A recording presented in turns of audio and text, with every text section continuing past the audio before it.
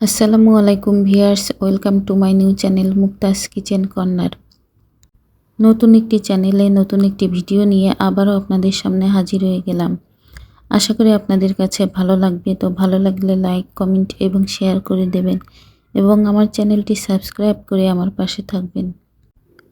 আজ আমি আপনাদেরকে ডিমের পুডিং বানিয়ে দেখাবো। এর জন্য চুলায় আমি একটি প্যানে হাফ কেজি পরিমাণ গরুর দুধ বসিয়ে দিয়েছি। দুধটাকে আমাকে জাল করে ঘন করে নিতে হবে। তো আমি বেশ কিছুক্ষণ ধরে দুধটাকে জাল করে নিচ্ছি। দুধটা ভালো করে জাল করে গাঢ় করে নিতে হবে। চামচ দিয়ে দুধটাকে ভালো করে নেড়ে চেড়ে দিতে হবে, এতে করে দুধের উপরে কোনো সর পড়বে না। এভাবে আমি দুধটাকে প্রায় হাফ করে নিয়েছি। আমি দুধটাকে আরেকটু গাঢ় করার জন্য 2 চামচ গুঁড়া দুধ দিয়ে দিয়েছি। এরপর একটু নেড়ে চেড়ে দুধটাকে নামিয়ে ঠান্ডা হতে দিয়েছি।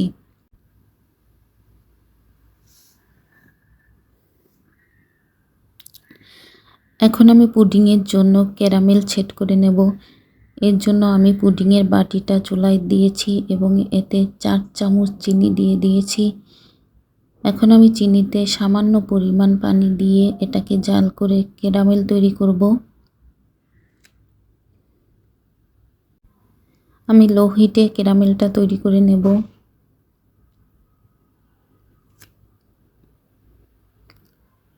তো আমি একটি চামচ দিয়ে চারপাশ থেকে ভালো করে নেড়ে চেড়ে দিচ্ছি। ভিউয়ার্স, দেখতে পাচ্ছেন বাটির চারপাশে লাল হতে শুরু করেছে।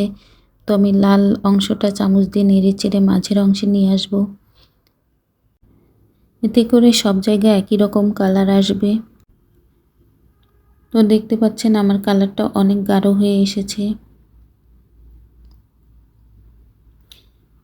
এ পর্যায়ে আমি চুলা থেকে বাটিটা উঠিয়ে ভালোভাবে নাড়তে থাকব।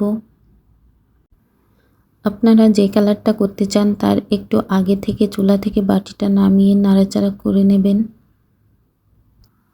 আমার ক্যারামেলের কালারটা অনেক বেশি গাঢ় হয়েছে। তো আমি ক্যারামেলটা সেট হতে দিয়েছি। দেখতে পাচ্ছেন ক্যারামেলটা কেমন সেট হয়েছে। আমি ক্যারামেলটা ঠান্ডা হতে দিয়েছি। এখন চলে যাব পরের পর্বে। এ পর্যায়ে আমি একটি বাটিতে ডিম ভেঙে নেব।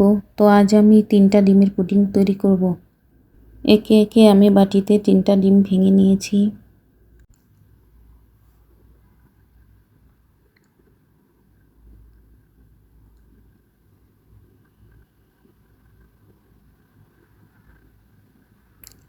ডিমগুলো ভেঙে নিয়ে একটি হ্যান্ড বিটারের সাহায্যে আমি ডিমটাকে ভালো করে ফেটিয়ে নেব।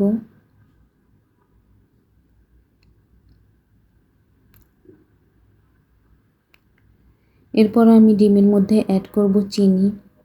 এখানে আমি হাফ কাপের সামান্য পরিমাণ বেশি চিনি নিয়ে নিয়েছি। চিনিটাকে দিয়ে আমি বিটারের সাহায্যে ভালো করে মিশিয়ে নিচ্ছি। এরপর আমি অ্যাড করব ভ্যানিলা এসেন্স। তো এটাকেও আমি ভালো করে মিশিয়ে নিচ্ছি।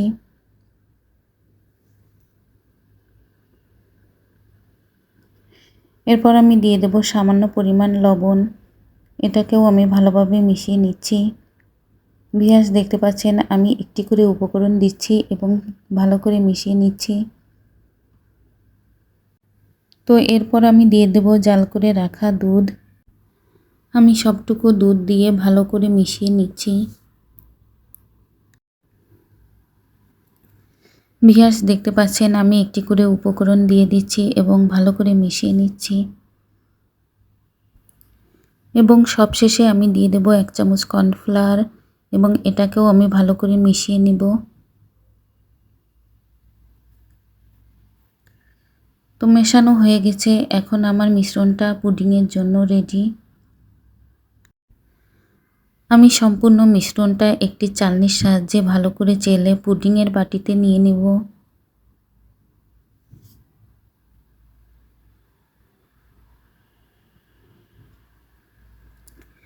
ভিউয়ার্স, দেখতে পাচ্ছেন আমি একটু একটু করে মিশ্রণটা নিয়ে একটি চামচের সাহায্যে ভালো করে চেলে নিচ্ছি। এতে করে মিশ্রণের মধ্যে কোনো দানা দানা ভাব থাকবে না।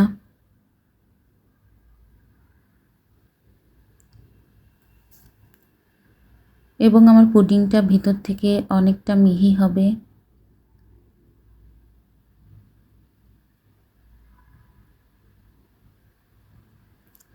তো একইভাবে আমি সম্পূর্ণ মিশ্রণটা ভালো করে চেলে নিয়েছি।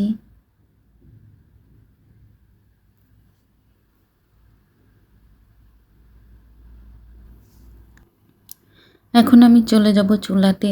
তো চুলাতে একটি প্যানে আমি একটি স্ট্যান্ড দিয়েছি এবং এতে সামান্য পরিমাণ পানি দিয়ে এটাকে 10 মিনিটের জন্য প্রিহিট করতে দিয়েছিলাম। তো আমি প্যানে এখন পুডিংয়ের বাটিটা দিয়ে দিয়েছি এবং ঢাকনার মুখ একটি কাগজ দিয়ে বন্ধ করে দিয়েছি। তো এভাবে আমি 30 মিনিট রান্না করে নিয়েছি লো হিটে। তো ফিরে এসেছি 30 মিনিট পর। দেখতে পাচ্ছেন আমার পুডিংটা কেমন হয়েছে। আমি চুলা থেকে নামিয়ে এটাকে ফ্রিজে ঠান্ডা করে নিয়েছিলাম। এখন একটি ছুরির সাহায্যে আমি চারপাশ থেকে এটিকে ছাড়িয়ে নিচ্ছি। এরপর পুডিংটা আমি একটি বাটিতে ঢেলে নেব।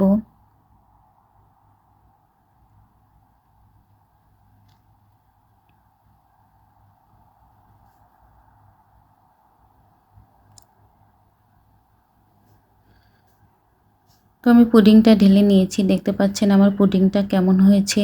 এখন আমি একটি চেরি দিয়ে পুডিংটা সাজিয়ে নিচ্ছি।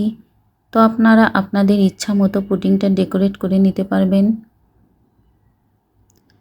এখন আমি পুডিংটা কেটে দেখাবো। তো আমি এক পাশ থেকে পুডিংটা কেটে দেখাচ্ছি। আমি খুব কাছ থেকে পুডিংটা দেখিয়ে দিচ্ছি পুডিংটা কেমন হয়েছে।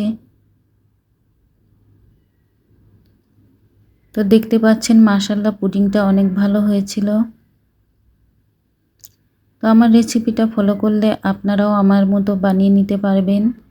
ভিডিওটি দেখার জন্য ধন্যবাদ। বাই।